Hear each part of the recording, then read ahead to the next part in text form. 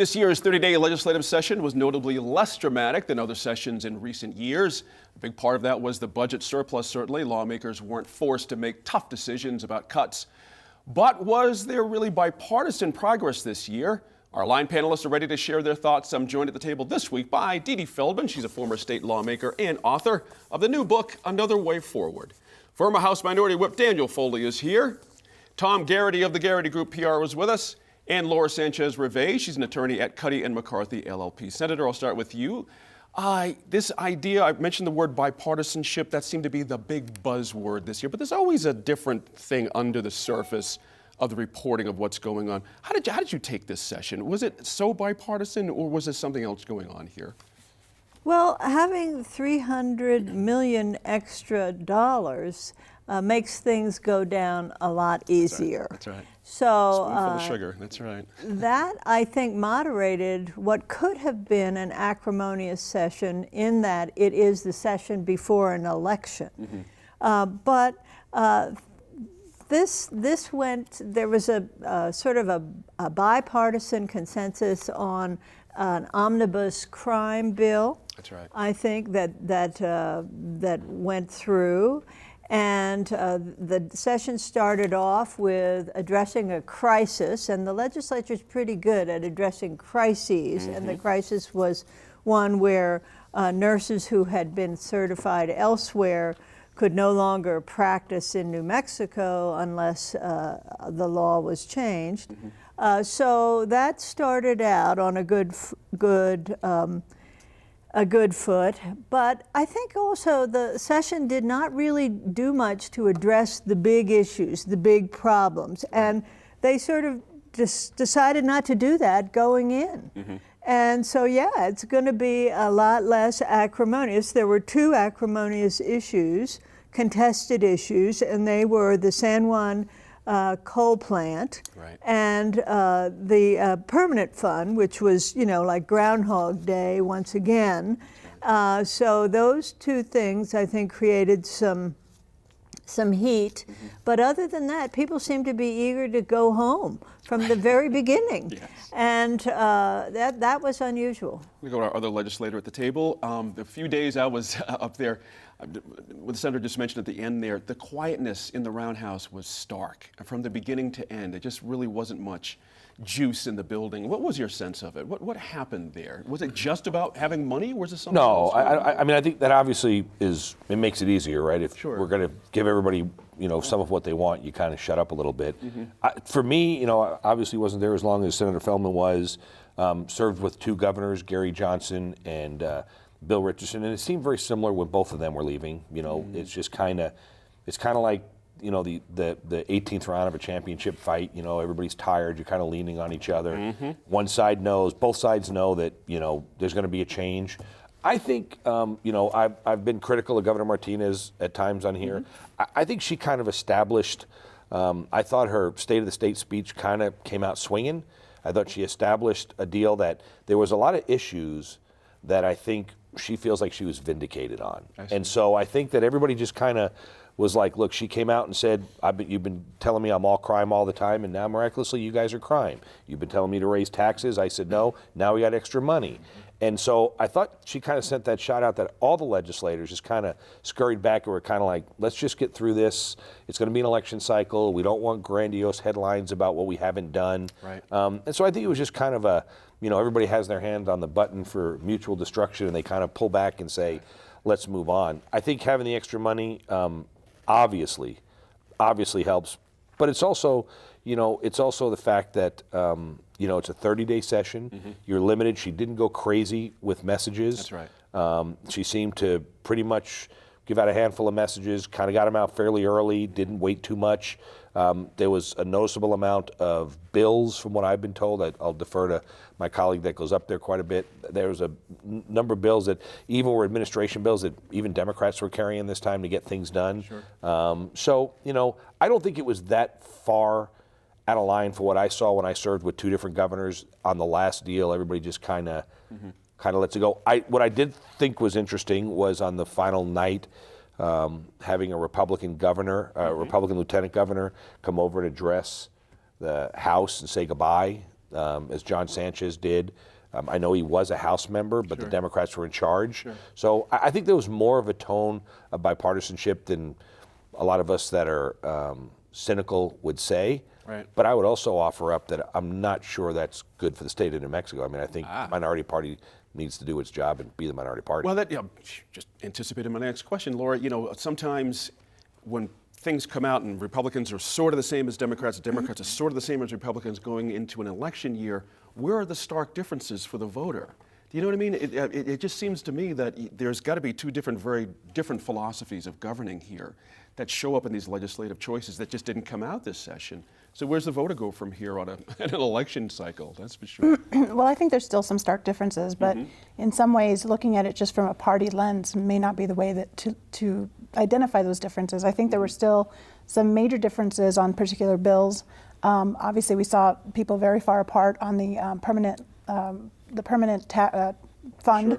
fund use for early childhood. That was a constitutional amendment that got further than any other one, but died in Senate Finance, like a lot of things go to die. Right. And so that was one where I think people that are big supporters of that issue, whatever side, and they tend to be Democrats, but in general, there are some Republicans now that are also supportive of early childhood funding. Rebecca Dow, for example, a Republican from TRC, is actually a provider of early childhood education, so she was supportive of some early childhood funding as well. But I think Let me ask you on that note, is that an issue that folks can run on as a challenger? That someone does not support early childhood education by nicking the permanent land? Do you know what I mean? Right. Is that a big enough one to get out there as I a think it challenge? depends on the district. I think there's some districts where that's a big issue. Yeah. And potentially you could get some traction on that. But there's other areas where that's not really the important thing. Okay. It might be crime. It might be the economy. I mean, certainly one of the bills I was working on quite a bit this session was the PNM bill on the coal shutdown. And that was one where, you saw people on both sides of the aisle taking various positions. It was very controversial, but also, could have done a lot. I mean, in my opinion, and of course, I was working to support the bill. So the idea there was to try to facilitate the shutdown of that coal plant and to assist with a community fund for the San Juan County area. So you saw people that were made sort of strange bedfellows joining both sides, joining either the pro side or the anti side. I mean, at one point, Rod Montoya, Republican from San Juan County, was joining New Energy Economy, Mariel Nanasi. And so that was kind of a weird, and that was to, sort of against I would not have put money on that. Right, it was very odd. So I think that, while there was some blurring of lines between the parties, there's still some very clear, bright lines, I think, for voters to be able to look at, do you want to send the same people back? And I think that challengers will be able to pick from that to see what they can, come up with in terms of a race. Tom, pick up on that if you will. I'm still in this idea of an election cycle's coming up and things sort of springboard out of this situation? Or do people just forget what happened in the session? It just doesn't matter once the mailers go out? Well, definitely, I think people are going to forget what happened this session, which I think definitely plays into the hands of the incumbents. Right. I think everybody is still kind of in shell shock about how the electorate responded on both sides, R's and D's, to the presidential election. And so this being the first real kind of litmus test, post the presidential election, I think you have a lot of electeds who are going, you know what, if I stick my neck out, if I do anything controversial, that's going to come back to haunt me, and it'll become, the subject of a hit piece from the other side. So, and I think that the lack of controversy, okay, great. What are we going to talk about, today about the great accomplishments of this legislative session? Not much. Right. It was really ho-hum. And I think that was probably by design. Some have talked about how quiet it was up there. I was up there the second day of the legislative session, and you would have thought that it was in recess. Right. I mean, there was absolutely nothing except the tours of the different arts, kind of stops and stuff like It's not that. necessarily bad. Right. Compared to, yeah. I mean, I think that the fact that they got a balanced budget and they were able to get it done, and it wasn't something that happened on the 11th hour, is an important accomplishment. point. I think But that's across never. the board. But I think part of the thing about that though is that it's never. And the senator may disagree. I don't know. It was never hard for us to get a balanced budget when we had more money than we thought we had when we got there. Right? We already worked to balance the budget, and then we get those final projections about 10 days in, and they're like, okay, here's your money. I think the bigger news coming out is the press conference on Thursday where Governor Martinez says, I don't know who I'm voting for governor, and there's only one Republican running. It's I mean, there's really- no, That there's was no. interesting. It really comes down to in my opinion, what did the legislature do to help the economy? And the tax breaks that were put in place, extending, making small business Saturday. Right. All right. Right. It doesn't help. What did they do to help establish more of a manufacturing base? What did they do to help secondary education and prepare children and high school graduates for the workforce who might not feel a need to that community college or a university experience is best for them?